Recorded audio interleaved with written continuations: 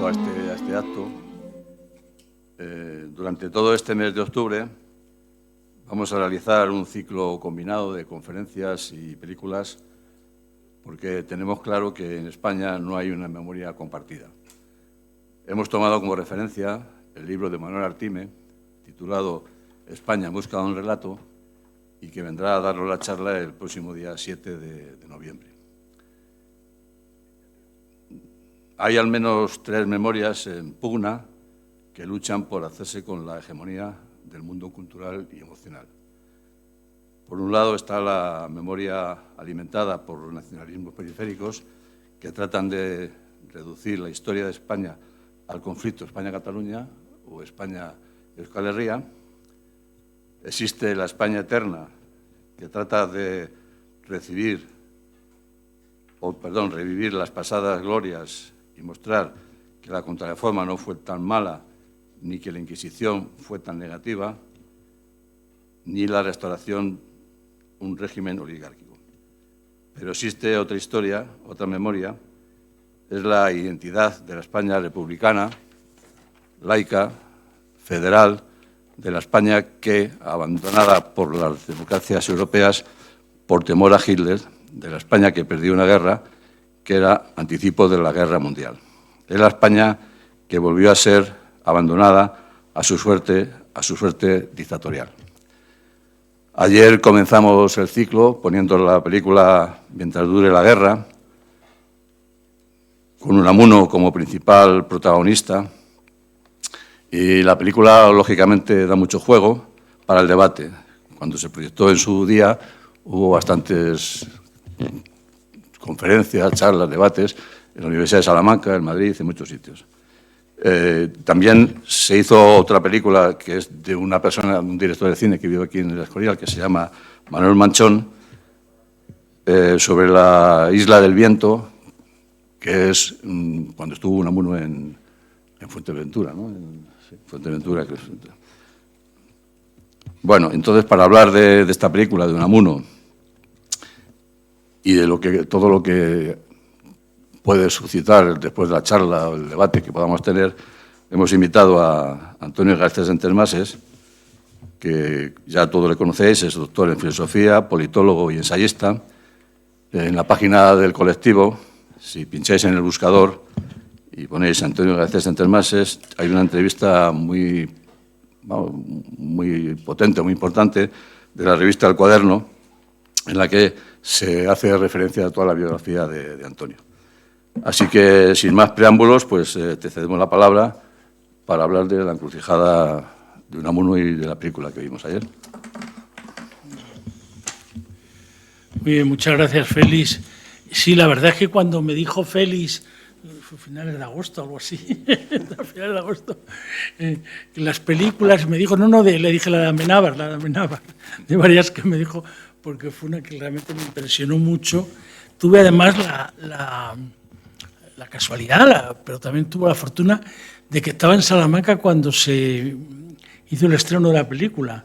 No es que yo fuera al estreno a Salamanca, estaba en un congreso, o sea, en Salamanca, y la película se estrenó el viernes, pero hicieron un pase el miércoles o el jueves en Salamanca, y claro, pues toda la prensa de allí estaba referida, todos los debates, era en septiembre antes de la COVID, del 2019, y claro, ir de pronto con aquello a ver al Museo Unamuno, estuvimos viendo varios de los congresistas, nos acercamos al museo, al Casa Museo Unamuno, pues bueno, pues te impresiona mucho cuando después vuelves a ver la película.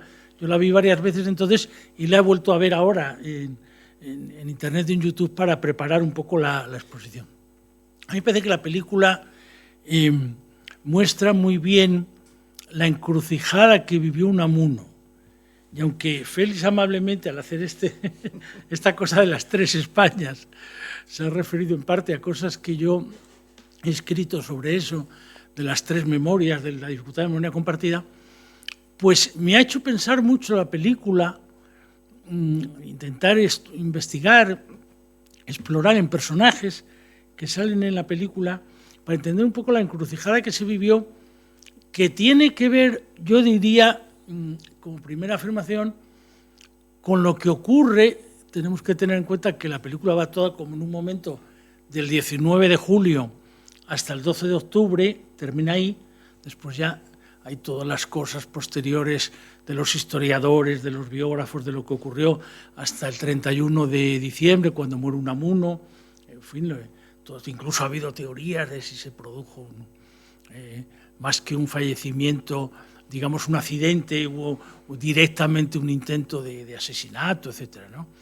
Y entonces hay toda esa idea de la encrucijada que él vive, que tiene que ver mucho con el tema del golpe, claro, el golpe militar.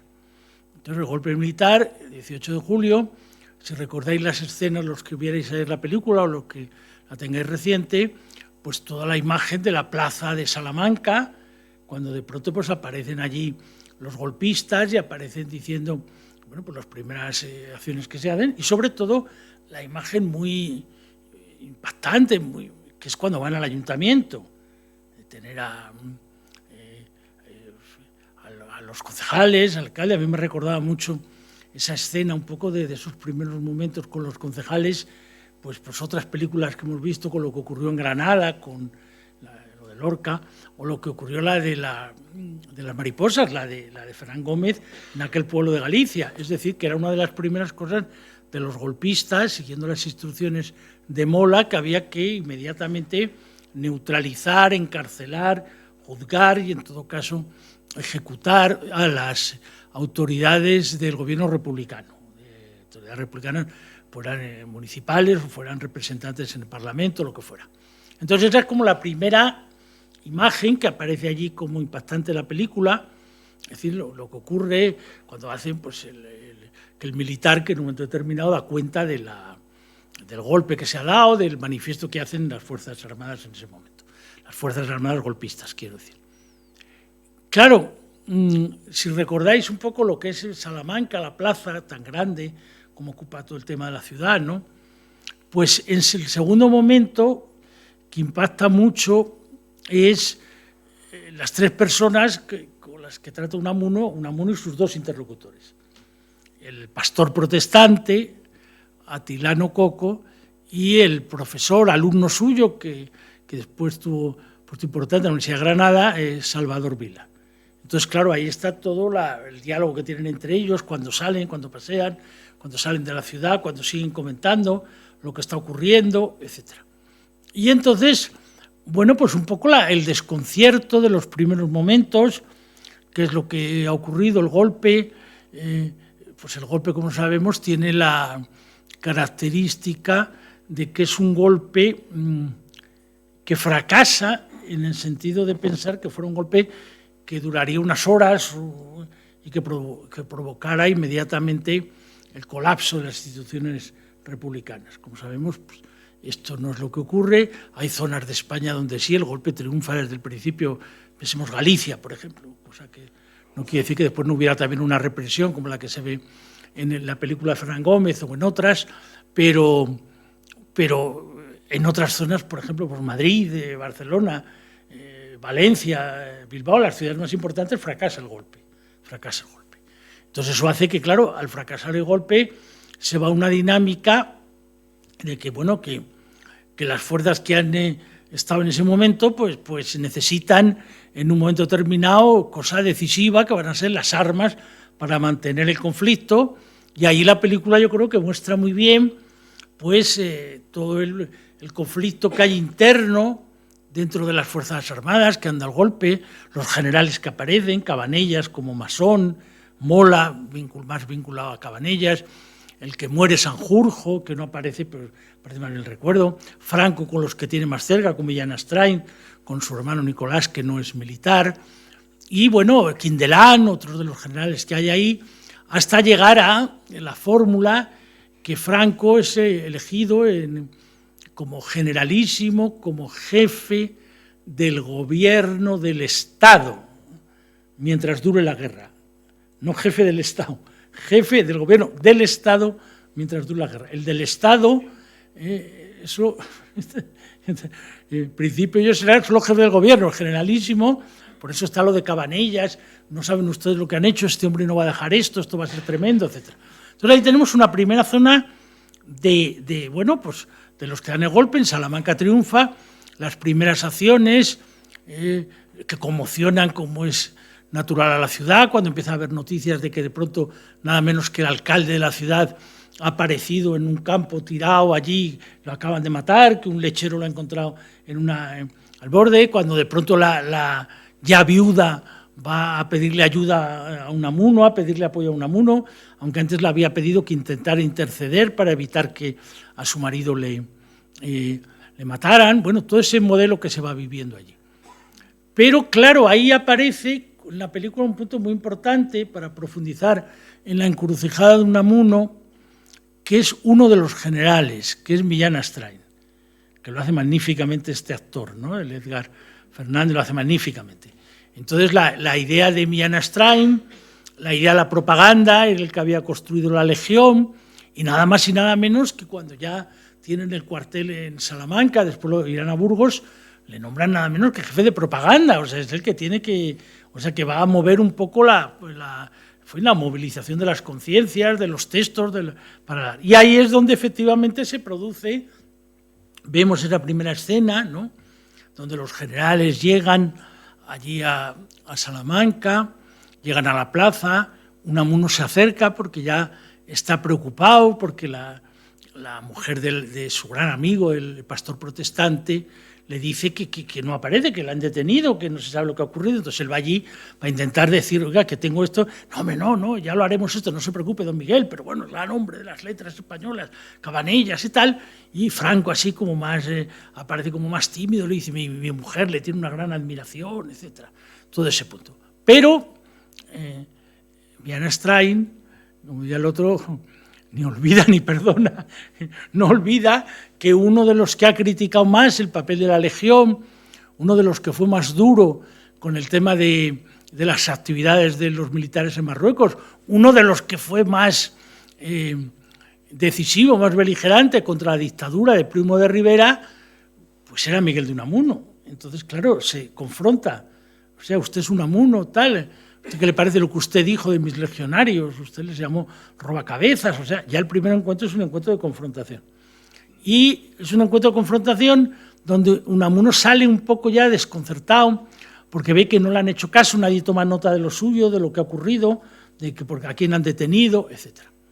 Entonces, todo esto la película está muy bien planteada para plantear este primer debate, que es un debate, digamos, de historia militar, de cómo se construyó la idea de que necesitaban, la recomendación de los alemanes, necesitan ustedes un jefe, necesitan un líder, necesitan un caudillo, necesitan el que manda, no puede ser una organización colegiada, cuando ellos deciden, una vez que ha muerto Sanjurjo, una vez que Cabanellas es masón, una vez que Mola considera que efectivamente cede o que hay pues que sea Franco.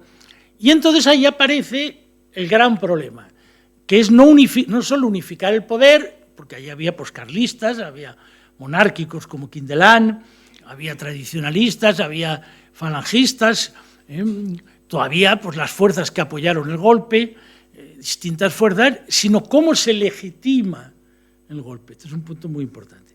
Y es donde tiene interés el debate de la encrucijada que va a vivir Unamuno.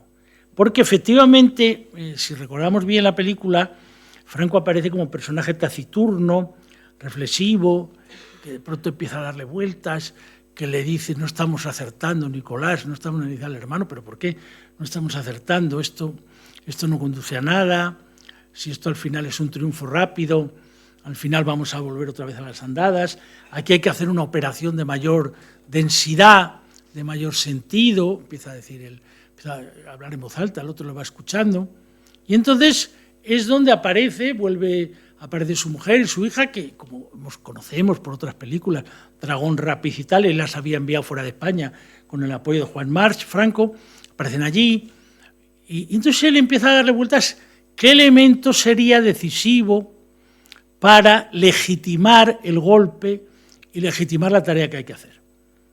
Y entonces, recordáis, la película aparece un momento, va paseando, y de pronto le dicen allí la figura del Cid, qué gran caballero, un caballero cristiano, qué gran caballero, dale vueltas, cristiano. Y de pronto ve el documento que han hecho en la Universidad de Salamanca, dirigido al mundo, donde Unamuno había puesto la defensa de la civilización occidental cristiana, él lo subraya.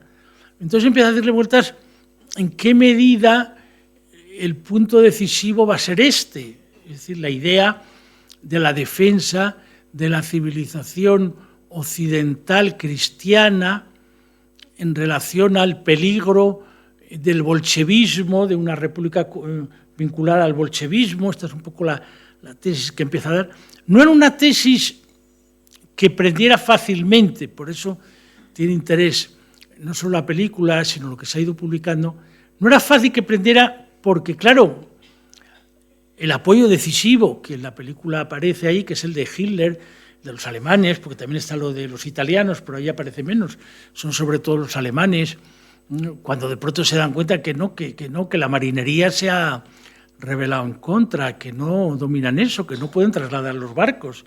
Y yo como inciso diré, a ti que te gustan esas cosas, yo hice el servicio militar en la Infantería de Marina. La Infantería de Marina tenía en la calle Arturo Soria tenía un cuartel, todavía sigue, ¿no? La Infantería de Marina, Pamento lo hacías en el Tercio de Levante, que llamaban en Cartagena, pero tuve una enorme suerte, fortuna de poder ya volver a Madrid y estaba en ese cuartel. Entonces recuerdo que años después Joan Garcés me dijo, oye, pero ahí en ese cuartel es donde fue decisivo, porque son la radio de ese cuartel los que se enteran de cómo va a ser el golpe y transmiten inmediatamente a la marinería para que se rebele. Entonces, efectivamente, yo no lo sabía. Siempre que pasaba por cerca de la radio iba mirando y digo, coño, aquí debe ser lo que dice Garcés. Es decir, que claro, eso hace que hay un momento determinado que no pueden trasladar los barcos porque se ha rebelado la marinería. No tienen barcos. Y entonces, claro, ¿qué haces con esas tropas? Entonces es muy decisivo que haya aviones que vengan, y eso es lo que van a financiar los alemanes, que van a apoyar los italianos, desde el principio, como un elemento decisivo. Pero claro, el planteamiento hitleriano era un planteamiento que dejaba el cristianismo atrás. No digamos ya el catolicismo, después de la experiencia alemana, el catolicismo quedaba como algo más reducido, porque en todo caso era la Iglesia, ellos hacen un esfuerzo que se haya una Iglesia nacional alemana más vinculada al protestantismo y al luteranismo que les apoye. Entonces, claro, decir de pronto civilización occidental cristiana, claro, había un problema ahí con los que les estaban apoyando, sobre todo con los alemanes, con la idea de crear un nuevo Reich que fuera superara todos los problemas anteriores y dejara atrás las supersticiones, las religiones. Allí había un problema que tenía relevancia. Segundo problema que tenía relevancia, y ahí es donde tiene interés la personalidad de Unamuno y lo que él va viviendo esos días. Vamos a ver, tenemos que tener en cuenta que Unamuno es un caso, quizá por eso se le ha dedicado, además de esta película, tantas biografías y tantos estudios, y es una personalidad que, por tal cantidad de paradojas, de contradicciones, se ha hecho muy atractiva para los investigadores. Uno es un hombre, vamos a decir, peculiar en aquel contexto. ¿Por qué? Porque él es un hombre que parte de que hay que mantener como algo decisivo para la vida humana la identidad religiosa.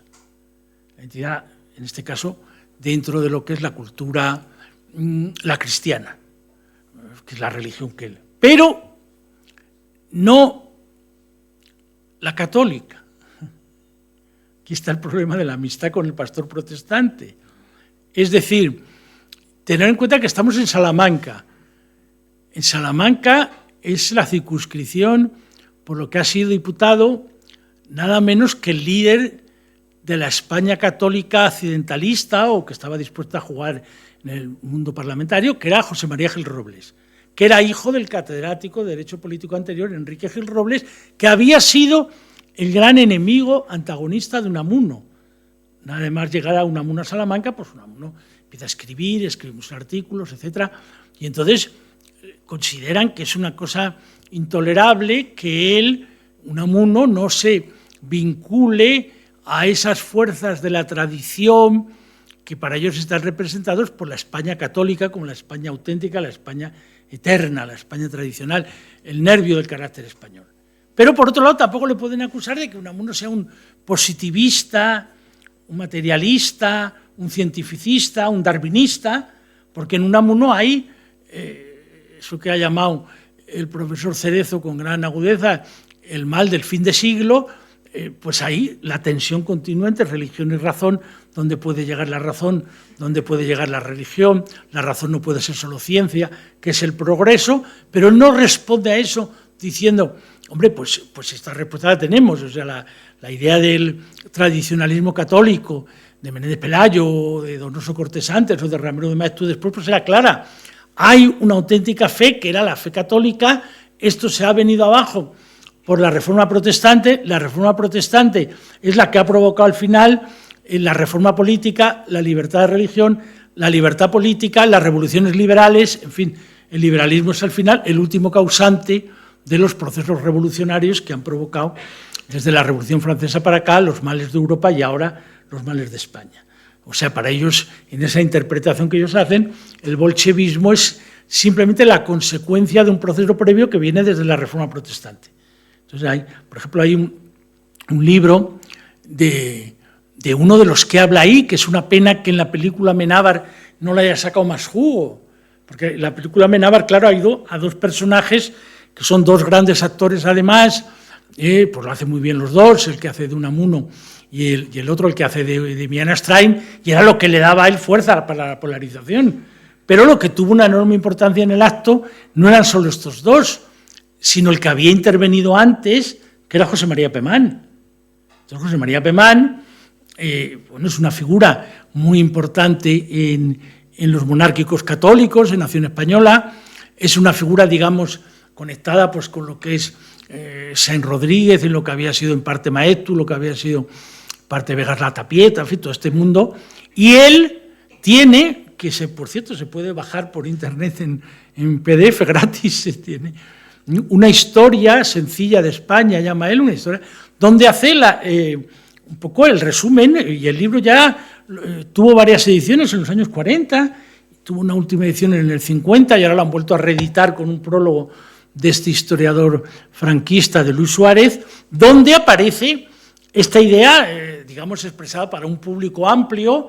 Incluso se tuvo la idea de que fuera un libro que se utilizara pues, para bachillerato, etcétera, donde, bueno, pues aparece toda esta idea bueno, si se quiere, toda la idea un poco de la identidad española. O sea, la identidad española tiene ese origen en Roma. Roma es el que provoca la cristianización, lo que significa eso frente a, bueno, pues al debate que en un momento determinado, una vez que ya España se ha cristianizado, gracias a Roma, que ya ha pasado a ser religión oficial del cristianismo, tiene de pronto el problema, 711, los musulmanes y tal, y los 8 siglos de Reconquista. Entonces la idea es, bueno, esa España cristiana es la que resiste al Islam y es la que a su vez, para poder mantener su identidad, necesita una depuración, una limpieza étnica, que es la expulsión de los judíos, 1492, que ahora nos recuerda el ministro de Netanyahu. ¿Ustedes quiénes son para hablar si ustedes nos expulsaron? Y que efectivamente hace que hay la expulsión de los musulmanes. Y entonces no es solo que sea la que, digamos, al expulsar a judíos y a musulmanes, hace la conexión entre el trono, los reyes católicos, la unidad nacional y el altar, sino que después con Cisneros y con las grandes figuras se embarca en la batalla contra no solo el turco, en la medida que amenace, no solo en la expansión de la fe cristiana a través de la conquista de América, etcétera, sino después, claro, contra los protestantes. Esa cosa de Carlos V, ¿no? que recordaba nuestro maestro Millorente, Carlos V, ¿no? que le dice al hijo, tú sobre todo procura que haya una sola fe. Tú no, porque esto ya, como diciendo yo ya, antes de ir a Juste le dice, me he vuelto loco intentando crear una unidad, esto no ha podido ser, los príncipes alemanes han ido por donde han ido, el tema de lo de Lutero al ver que tiene más apoyo, y entonces incluso he tenido problemas con el papado, tú procura. Entonces incluso hay los que dicen que esto de Escorial, de Felipe II, por ejemplo, uno de los que lo hice ayer habló por televisión, que es un libro que es muy bueno, yo lo he comprado también, el de La España Monumental, de Manzano, de Eduardo Manzano, el de la España diversa, pues ha sacado un libro ahora, y donde al hablar del monumento del Escorial dice, bueno, claro, una cosa sombría, difícil, terrible, vivir allí con celdas, con los tal, en un monasterio, no era un sitio así como para los reyes después quisieron buscarse el Aranjuez, de la Granja, un poco festivo, y Palacio de Oriente, pues, esto es un sitio estupendo para morir, pero para vivir no quiero vivir, pero era la idea un poco también de Felipe II, la reforma, pues frente a la reforma, la contrarreforma. Si tú haces la interpretación que la reforma es lo que después une la libertad de religión con la libertad política, y de allí, bueno, es una genealogía muy discutible en muchas cosas, pero tú haces que la libertad política es la que está detrás de la Revolución Americana y la que va a estar detrás de la Revolución Francesa y la que va a provocar después el triunfo de las revoluciones liberales, y que todo eso ha sido radicalmente contrario a la identidad española, porque la identidad española se ha reflejado, pues, por ejemplo, pues esta idea de que en la independencia, frente a Napoleón, pues que decía, pero ¿qué país es ese? Que decía Napoleón, está lleno de curas que salen ahí enardecidos en contra nuestra, en contra de las luces. Todo eso es un debate muy potente en ese momento. Y que de pronto aparezca alguien tan rabiosamente individualista como Unamuno, tan dado a la paradoja, tan capaz de tener la brillantez, pero tan a la vez que no está dispuesto a renunciar al elemento de su fe religiosa, por agónica que sea, o por trágica que sea, el sentimiento trágico de la vida, etcétera, pues eso es un punto muy importante. Y entonces, efectivamente, es una pena que allí no haya tirado más de esa vía Amenábar, porque, hombre, cinematográficamente era más difícil, tenía menos atractivo, pero esa es muy relevante en la encrucijada. En la encrucijada está porque Unamuno empieza a aterrarse, o sea, empieza a decir, pero bueno, vamos a ver, aquí ya no es solo que no me hacen caso, no es solo que de pronto voy a ver a Franco y le digo, pero bueno, este señor, pero sí es un hombre estupendo, y me dice, pero me dicen, esa con que le ponen con la voz así, pero me dicen que era masón. Y dice, bueno, sí, pero allí todos lo son, era un pastor protestante.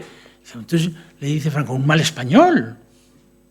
Entonces dice el otro, bueno, dice, pero ¿cómo mal español? Si es muy íntimo amigo.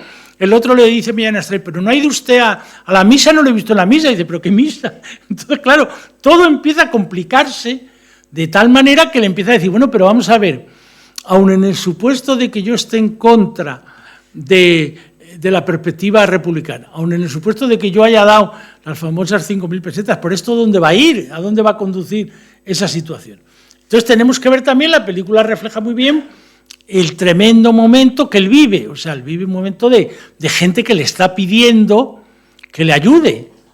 Yo después de volver a ver la película, pues cuando vas investigando y explorando por internet, pues he averiguado que este poeta que después tuvo tanta importancia, Panero, pues resulta que también le detuvieron al principio, y la mujer acudió a Unamuno.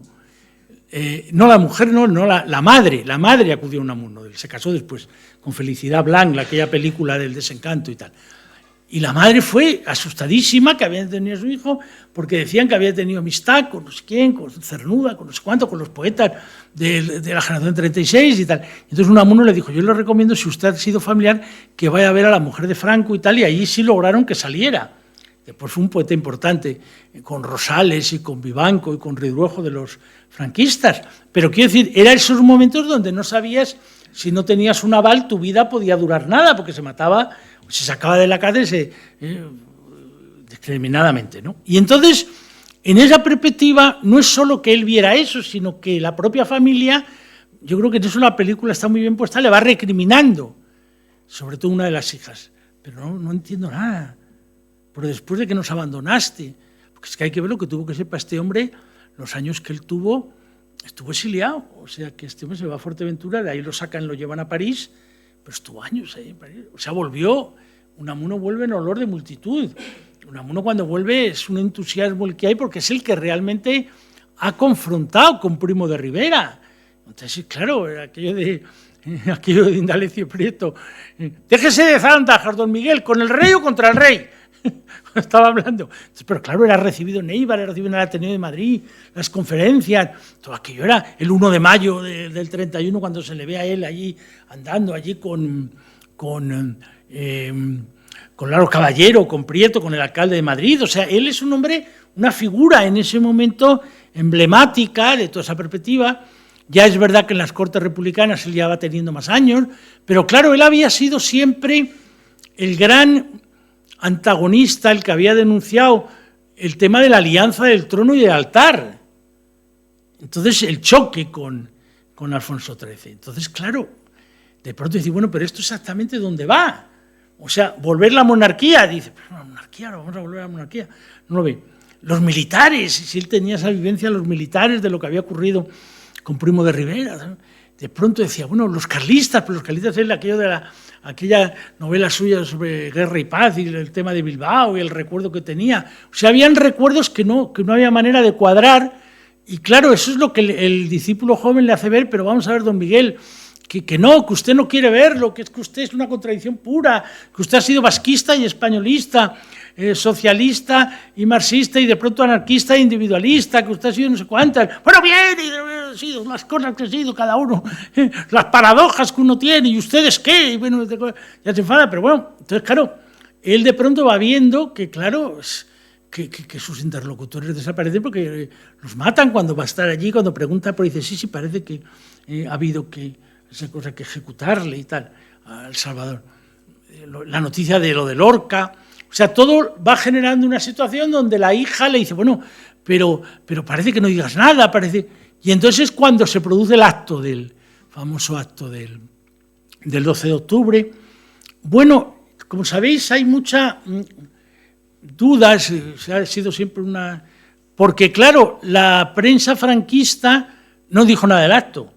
La prensa franquista lo que hizo fue sacar las intervenciones anteriores, intervino también el rector vitalicio, don Miguel de Unamuno y tal, pero no quiso volver a insistir. Pero empezó a ver la rumorología de lo que había dicho, lo que había ocurrido, qué había pasado, qué era lo que no había pasado, etc. El hecho es que a los 15 días, el mismo gobierno que había dado el golpe, el gobierno provisional de los rebeldes, que le había nombrado rector vitalicio, le quita el puesto de rector.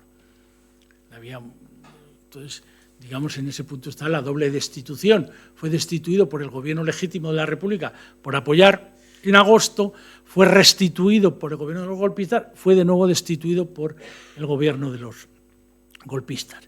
Y entonces lo que ocurre en el acto, hombre, la película lo muestra con mucha intensidad, es que van hablando allí y entonces él, siempre se dice que él llevaba la carta de la mujer del pastor protestante, que no lo matan hasta diciembre, para ver si se podía hacer algo y para entregárselo a la mujer de Franco y tal. La película no es tanto eso, porque la película muestra que él ya había ido a ver a Franco antes, o sea, ese punto, bueno, eso puede ser cosas ya no hace falta que sea exacto, pero bueno, el caso es que él el papel lo lleva allí y va garabateando notas según lo que va oyendo, entonces le dice así, pero no va a hablar usted, don Miguel, y tal, no, que me conozco y tal, hasta que ya, viendo cómo va el asunto, él entonces decide intervenir. Entonces decide intervenir porque los oradores previos están atacando en la idea de la España una, la España grande, la España libre. La idea es España una porque la unidad nacional la hacen los reyes católicos, España grande porque tuvo una grandeza imperial cuando Carlos V, cuando Felipe II, y España libre porque hemos logrado frente a lo que son las ideologías extranjeras de que se defienden la revolución científica o el liberalismo, el parlamentarismo, etcétera, el pluralismo, hemos mantenido nuestra libertad, que se funda en la auténtica verdad eterna de la fe católica. Claro, él, cuando empieza a escuchar las cosas que se van diciendo allí, entonces, de los vascos, de los catalanes, tal, es cuando ya no se contiene, interviene. Y entonces es cuando dice la famosa frase, bueno, es decir, vuestro obispo, quiera él o no, es catalán. Yo soy vasco. He procurado enseñaros la lengua que no queréis aprender, todo este tipo de cosas, y es cuando él en ese momento, después de decir todo eso, añade, porque claro,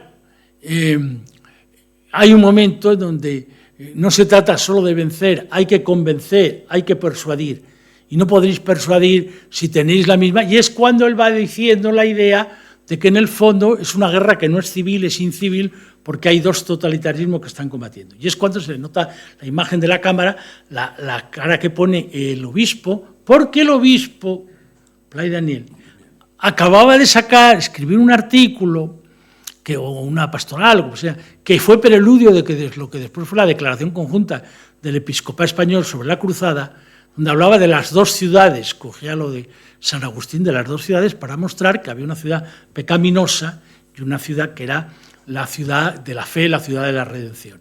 La ciudad pecaminosa la formaba la anti-España. Anti-España la formaban los separatistas, los comunistas, los socialistas, los bolcheviques, los republicanos, pero también los masones, los judíos, protestantes, los liberales. Lo que decía el otro no es un buen español, esto es la anti-España. Y entonces, claro, que era imprescindible una operación quirúrgica, eran todo metáforas médicas, biológicas. Ante tal enfermedad habrá que hacer una operación quirúrgica para sanar ese cuerpo, eso durará tiempo, por la forma de redimir ese cuerpo, la nación es un cuerpo que hay que redimir, y entonces es cuando el otro ya no puede más, cuando está diciendo que es equiparable las dos, que es una cosa incivil, y entonces cuando dice el otro, mueran los intelectuales, cuando dice Miana Strain. Y entonces es cuando Pema le dice, no, mueran los intelectuales traidores. Bueno, dice el otro bien, mueran los intelectuales traidores. Y entonces es cuando ya entonces él sigue con esa energía enorme, porque uno puede ser un manco, porque uno no sé qué, le fue Miguel de Cervantes, que ahora como está la otra de Amenábar, la otra película, la de Cervantes, la del cautivo, efectivamente es el Cervantes que está, el hombre que está ya manco, el manco Lepanto, y puede ser una grande edad, pero llevar este asunto, a mí que me gustan las paradojas, a decir, ¿qué significa de viva la muerte? Y esto es donde parece todos los que se ponen a cantar cuando tiene que salir del Paraninfo y tal. Parece que en ese momento Unamuno, no es del todo consciente de lo que ha ocurrido, y alguno de estos que han investigado, por ejemplo, pues dice que hay un momento determinado que él, al acudir esa tarde al casino, no esperaba una reacción tan brutal en contra. Es decir, que de los asistentes, o sea, que él ya se va dando cuenta que eso ha cambiado, y entonces ya él ahí va recluyéndose en la casa, ya no están sus compañeros de paseo, se va encerrando allí, todavía va recibiendo algunos que le piden escritos, que le piden, en fin, algún tipo de cosa, de alguna declaración, y es donde ha habido toda esta idea de en qué medida él, Unamuno, en ese momento fue un accidente o fue realmente un crimen, esto está que han dicho algunos, han explicado algunos y tal. La película termina en el 12 de octubre. ¿Qué ocurre después con el 31, cuando muere él?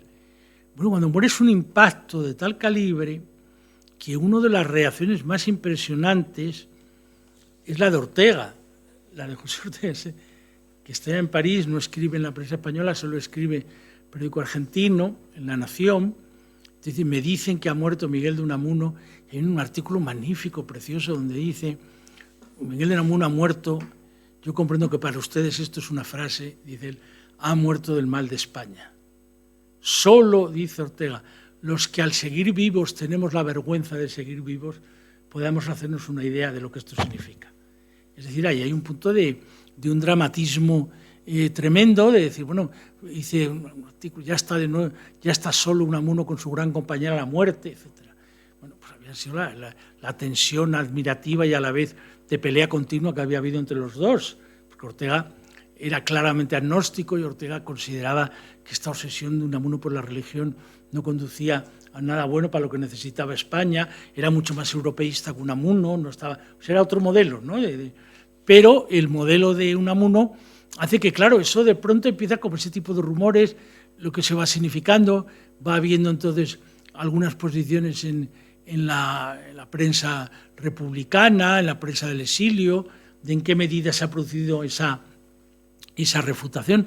La familia, claro, no se atreve porque están viviendo allí, como se ve en la película, las dos hijas, los nietos, los otros están en Madrid, o sea, bueno, se vivió durante muchísimos años ese terror de a dónde se produce ese fenómeno, ¿no? Y eso hace que Fue muy impresionante, muy importante la película de Amenábar, porque volvió a sacar, llevó a muchísima más gente, la vivencia del personaje, de las contradicciones, de lo que él vivió, y también un poco las vivencias, las contradicciones del momento. Vamos a ver, Unamuno pasó durante años, su profesor que ha fallecido este año, ahora en el mes de febrero, Elías Díaz, fue de los primeros que escribió sobre Unamuno desde una perspectiva, vamos a decir, de izquierda. Se esforzó una antología de su pensamiento político, después hizo un primer libro de revisión de Unamuno, después ha habido otros también importantes, de Carlos París hubo en aquella época, y después también de Pedro Cerezo y de otros, ¿no? Y entonces, hombre, ahí hay toda una reflexión de en qué medida se puede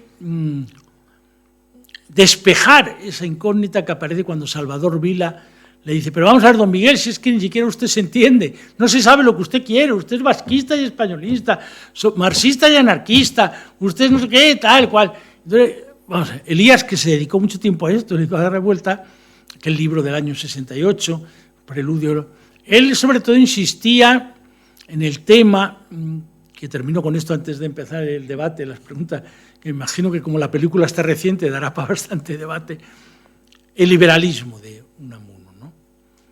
Vamos a ver, efectivamente ese es un gran problema en los años 30, en distintos países y en España también. Vamos a ver, para decirlo un poco simplificadamente, hay como dos posiciones en esto. Un liberalismo que considera que la única forma de mantener el régimen republicano es llegar a un acuerdo, a un pacto con el movimiento obrero organizado, con los socialistas, que va a ser la posición de Manuel Azaña. Ya en el primer gobierno de la República, el año 31-33, ahí está Caballero de ministro de Trabajo, está Fernando de los Ríos, ministro de Justicia, pero había sido también ministro de Educación, Cultura, está de Obras Públicas Indalecio Prieto, 3 ministros. Entonces, hay la idea de que Azaña dice, en un país donde tiene tal fuerza el movimiento obrero anarquista, que no admite mediación política, donde tiene tal fuerza el tradicionalismo católico, que no es mucho más que la nostalgia de la monarquía, porque él se da cuenta que la monarquía ha quedado muy devaluada con Alfonso XIII, etcétera, y con la dictadura de Primo de Rivera, pero ahí hay una zona de una España católica tradicional que se revela, lo de Gil Robles, pues yo necesito para poder articular un acuerdo, un pacto. Esta es una posición que es la que va a tener Azaña y la que va a tener con él, pues los que digamos los socialistas liberales o los republicanos de izquierda. Eso es una posición que de alguna forma va a dar sustento, va a dar vida, va a dar al Frente Popular. Hay otra posición que es la de los que dicen, no, de ninguna manera, hay que hacer una república que sea solo una república de republicanos, una república conservadora. Mejor que los socialistas no estén dentro, y es la posición, digamos, de los conservadores dentro del mundo de la república, republicanos. Por ejemplo, pues Alcalá Zamora, pues Miguel Maura, de alguna forma la posición que tendría, en la que estaría más cerca Ortega. Pero fuera de esto es que hay una posición que propiamente no es una posición liberal ni conservadora, es una posición católica, beligerante, que al principio se denomina accidentalista, la que va a ser la de la Ceda, la que va a ser la de Gil Robles. Esa es una posición donde hay un dato muy importante, ahora que se ha discutido tanto estos años, de si se aprueba o no la Constitución. Ellos no avalan, no aprueban la Constitución del 31. Hay una anécdota, años después, en los años 77, 78, que Gil Robles le dice a Fraga, no cometa usted el error que yo cometí. Por más que haya gente en su partido que le diga a usted que no, usted apruebe la Constitución. Y efectivamente, él tiene que aprobarla con el voto en contra de algunos y con la abstención de otros del Grupo Parlamentario de la Alianza Popular. Eran pocos, pero estaban completamente divididos. Los había en contra y los había que se abstuvieron. Y entonces él, no sé, pues tendría la mayoría, 9 a 16, pero muy pocos, ¿no? diputados. Pero, efectivamente, ahí había una parte que no estaba. Con lo cual, el liberal, que no era católico, pero que tampoco era republicano a lo Azaña, digamos, pues optaba o por marcharse, tipo Alcalá Zamora, tal, que quedan un poco como republicanos conservadores, tipo Miguel Maura, o en un momento determinado quedarse, esto que se ha llamado, pues, una tierra de nadie, lo que se ha llamado la Tercera España. Unamuno hubiera tomado esa posición, pues no sabemos, porque le toca en Salamanca. Si él hubiera estado en Madrid, si hubiera estado en otro lado, ¿qué hubiera ocurrido? Porque efectivamente esa posición se da, es muy minoritaria, pero se da en algunos católicos franceses, vinculados a una parte de los dominicos, por ejemplo, aquel libro de Bernanos, que fue muy importante, Los cementerios, donde explica su experiencia dramática de lo que ha ocurrido en las Baleares, la represión enorme que han hecho los golpistas, que han hecho los franquistas, no sabemos. El hecho evidente es que, claro, al quedar él en esa posición, tampoco Unamuno, a diferencia de Azaña, incluso de Fernando de los Ríos, desde luego de Ortega, ninguno de ellos tenía ni de lejos la vivencia, la emoción, la pasión religiosa de Unamuno. No la tenían. Podían no ser positivistas como Ortega y aspirar a una razón que superara el positivismo y el cientificismo, la razón vital.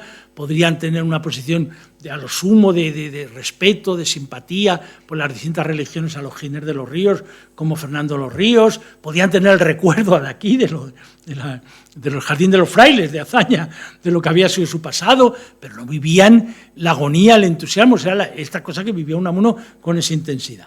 Que en aquel momento, en aquella polarización, pues aparece como algo pues excéntrico de alguna forma. Después, cuando ya viene nada menos que 6 años de guerra mundial, cuando viene después la vivencia de a dónde ha llegado el mundo, que se ha producido pues una guerra del 14 al 18, otra del 39 al 45, una guerra que termina después con una bomba atómica, y entonces, claro, pues es una gran época del existencialismo, de volver a dar a la culpa, al pecado, al progreso, a la violencia, y ahí vuelve a leerse de alguna forma Unamuno mucho, en aquella época. Ya cuando llega a los años 60, la época del neopositivismo, pues eso se rebaja mucho más. Hoy ha vuelto a aparecer porque se está muy vinculado al problema de la identidad española y al problema del liberalismo en España y al problema de la identidad nacional española. Es decir, un tema de una actualidad enorme. Por ejemplo, aquí veo que vosotros mismos hacéis debates en el Escorial, por ejemplo, sobre la leyenda negra. Se hacen casi todos los años, que viene Elvira Roca y Pedro Insúa y todos estos. Bueno, pues esa posición, para un lector de Unamuno la refutaría muchísimo. No porque él estuviera de ninguna forma a favor de lo que decía el cientificismo británico, que no supiera el uso que se hacía propagandístico por parte de la leyenda negra, sino porque, en definitiva, en él la salida a eso no podía ser la que otros proponían, la definición católica, digamos, de la nación, porque era lo más contrario a su idea. En ese punto es donde tiene, o sea, digamos, en él la libertad de religión, la libertad de conciencia, el principio de duda es esencial. Por tanto, claro, ahí es donde él vive ese tipo de enorme paradoja, de enorme dificultad, de enorme encrucijada.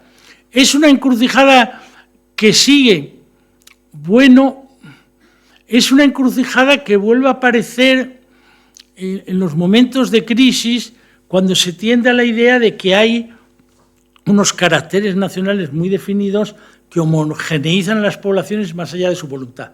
Por ejemplo, cuando se utilizan términos completamente que se quiere aplicar a un colectivo que puede tener individualidades muy distintas y pensamientos muy distintos. Por ejemplo, cuando se dice pues los judíos, y de pronto se dice los judíos igual a los sionistas, o el Islam igual al yihadismo, o el cristianismo igual al catolicismo, o Estados Unidos igual a los anglosajones blancos protestantes. Bueno, pues estos son elementos que para la propaganda y la retórica, hacer grande América, hacer no sé qué, pues bueno, van muy bien, pero claro, desde el punto de vista de lo que es la pluralidad interna de las sociedades, la complejidad de los afectos y las emociones, la individualidad, la libertad de conciencia, es una auténtica aberración.